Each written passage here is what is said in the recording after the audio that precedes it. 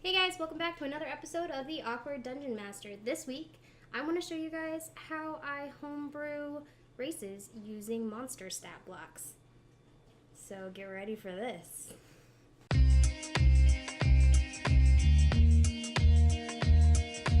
Alright guys, so I wanted to pick a iconic monster race for you guys. So I went with the Lich.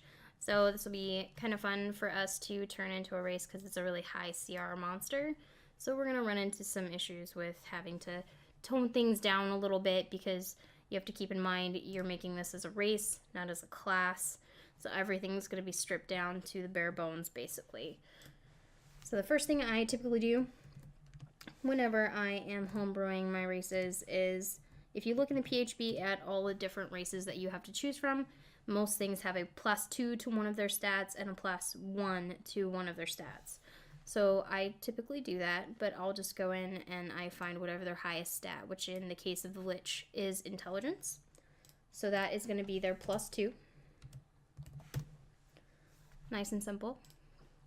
Now their second highest stat is actually tied between half of their stats. So you would get to pick the way that I make my monsters. You would just get to pick one. So I get to choose between dexterity, constitution, or charisma. For me, since the Lich is undead, Constitution makes the most sense. So that is what I'm going to do. I'm going to make it Con. So there you go. Constitution. Nice and simple.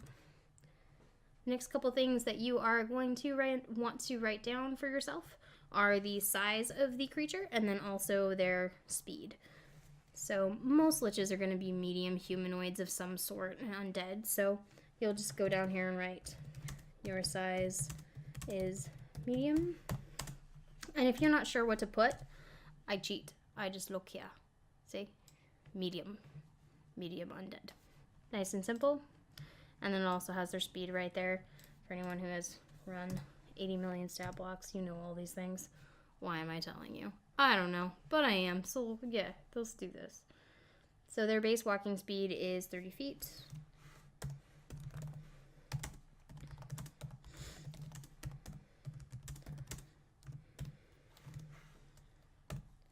So 30 feet is kind of the standard base walking speed. You'll want to keep that in mind when you're building stat blocks because a lot of monsters will have more than that. If you want to keep that extra speed, that's fine. Just keep that in the back of your mind for later. I will talk about that a little bit whenever we get to racial benefits. So the next thing we're going to look at is languages.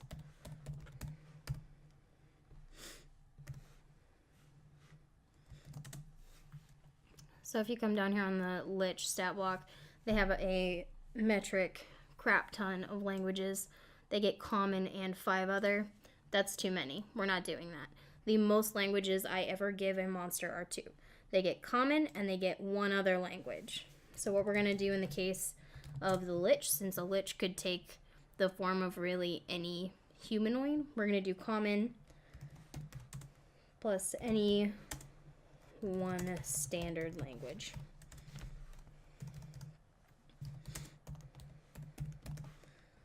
So, nice and simple. Trying to keep everything tidy. You see how well that's working for me. So, there's their 2 languages, and that gets us up to racial benefits, which is actually the fun part. It's my favorite part of building races. So, racial benefits. You're never going to want to give them more than 4. Again, if you look at the player's handbook under the different races, there's typically only about 4. And keep in mind, too, if you give them something that's way overpowered, it's okay to only give them 3. It's easier to give your players things than to take them away, so I always err on the side of caution. So let's look for some fun stuff. I definitely want to do something about undead. I mean, a lot of this is probably going to have to do with undead. But the first thing I definitely want to be just, let's call it undead. Nice and simple. Let's give them a damage resistance. So they have several damage resistances. Again, think of this as a level 1 player. They don't need 3. We can give them necrotic, because to me that makes the most sense. Either necrotic or cold, but I like necrotic. It's fun. So we're going to give the player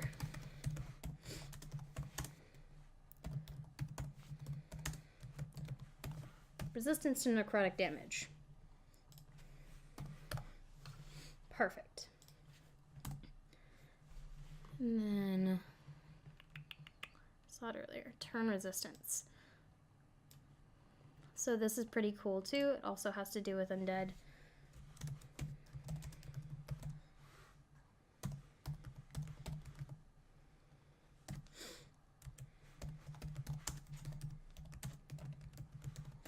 So I thought that was pretty neat. Turn resistance, gain advantage on saving throws against any effect that turns undead. So that's pretty fun. We're gonna keep that. Can I not spell? Apparently I just really wanted to capitalize it, guys. That's fine. And Rejuvenation. If it has a phylactery, a destroyed Lich gains a new body in 1d10 days. Regaining all its hit points and becoming active again. The new body appears within 5 feet of the phylactery. Well, you can't be a Lich without a phylactery, so let's just handle that, shall we? We're gonna get this Rejuvenation. It's gonna require a lot of work on the part of the player if they want it to be helpful. Man, I cannot spell, dudes. Here we go. Yeah, we're gonna take away this. If it has. We're just gonna say, you have a phylactery. And change some of the verbiage. If your body is destroyed. I don't know why I had to say it like that, but that was fun. If your body is destroyed, you regain a new body and all HP in 1d10 days.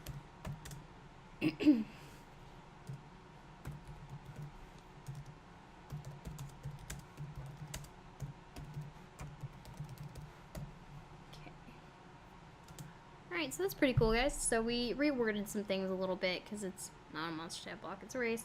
So Rejuvenation, you have a phylactery. If your body is destroyed, you regain a new body and all HP in 1d10 days. The new body appears within 5 feet of the phylactery. Work with your DM to determine the location of your phylactery. I think that's pretty cool. And one last thing. So we've got 3 right now. Man, it's hard to tell what's what. We're gonna highlight those.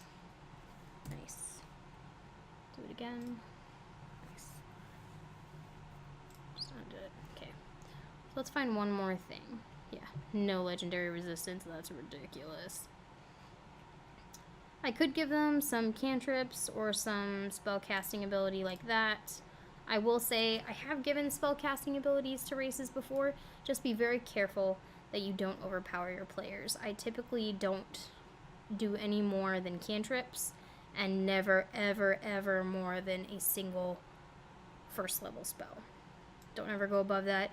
You will shoot yourself in the foot later. I promise you. It's the worst. I do like this though. This is pretty cool. Paralyzing Touch. Melee spell attack. 3d6 cold is too much. We're going to take that down a notch. Yeah, let's do that. So we're going to do...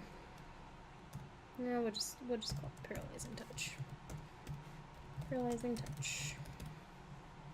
Nice. Let's get rid of the build now. So attack bonus, proficiency plus intelligence, standard, spell save DC is also intelligence based. And then we can say, yeah, we're going to take that down quite a bit. So 1d6 cold damage. Alright. Let's make a con save. We'll make it an all or nothing. So it's kind of like a cantrip. Target must make a con save or take 1d6 cold damage and be paralyzed. It says for 1 minute. That's way too much for kind of a special spell like this that they just get for free. So I'm going to say they are paralyzed, but only for be paralyzed until the end of your next turn. That's helpful. So then all your buddies get a shot at them. Yeah, that's sweet. I like that. All right, guys. So let's review this really quick because I think it's 4 racial benefits. 1, 2, 3, 4. Yep, we're good. Okay, so the way that I homebrew my own races. I give a +2 to their highest stat, which in the case of the Lich was intelligence, and then a +1 to their second highest stat. This one was a 3-way tie. I picked con from those 3, so these guys have a +1 to con. I stick with typically the size and the speed on the monster stat block. If there is a bonus to their speed that is more than 30 feet, since that is the standard maximum, then count that as a racial benefit. So the Lich's size is medium and the base walking speed is 30 feet. They had a ton of languages, so we just did maximum 2 for any race that you make. So we did common plus any one standard. You can pick a lot of races, a lot of monster stat blocks will have a bunch of languages down here, and then you can pick common and one other. So they have a way to communicate with everybody. And then racial benefits. Most races get 4 racial benefits.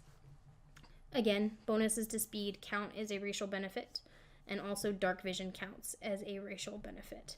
So if either of those 2 things are included in your race, go ahead and make sure you count them that way. For the 4 racial benefits that we picked for the Lich, we did Undead and gave them resistance to necrotic damage. They have a bunch of, well, not a bunch, they have a couple other resistances to damage as well, but 1 is plenty for a level 1 character. And then we went ahead and used the turn resistance that they have as well, so they have advantage on saving throws against turn undead. We gave them a phylactery, this rejuvenation, and then paralyzing touch, which is one of their special actions. We toned it down quite a bit, guys. We made it all intelligence based. That makes sense. The Lich is basically a trumped up undead wizard, so that would explain why their intelligence is their highest stat also. So we went ahead and went with this paralyzing touch. I just threw in the way to calculate those saves because I feel like we get asked that a lot, so why not just include them so you don't have to go looking it up later if you need to. But target must make a con save or take 1d6 cold damage instead of 3d6 because 3d6 is way overpowered for a level 1 character. And then we went ahead and kept the paralyzed condition, but only until the end of the next turn, not for a whole minute, so it's not too overpowered. And I think that looks pretty awesome. So there you have it, guys. A homebrewed Lich race. Alright guys, so that is how I use monster stat blocks to homebrew my own races for my home campaign. If you guys enjoyed this video, please like, comment, and subscribe. And until next time, keep it rolling, adventurers.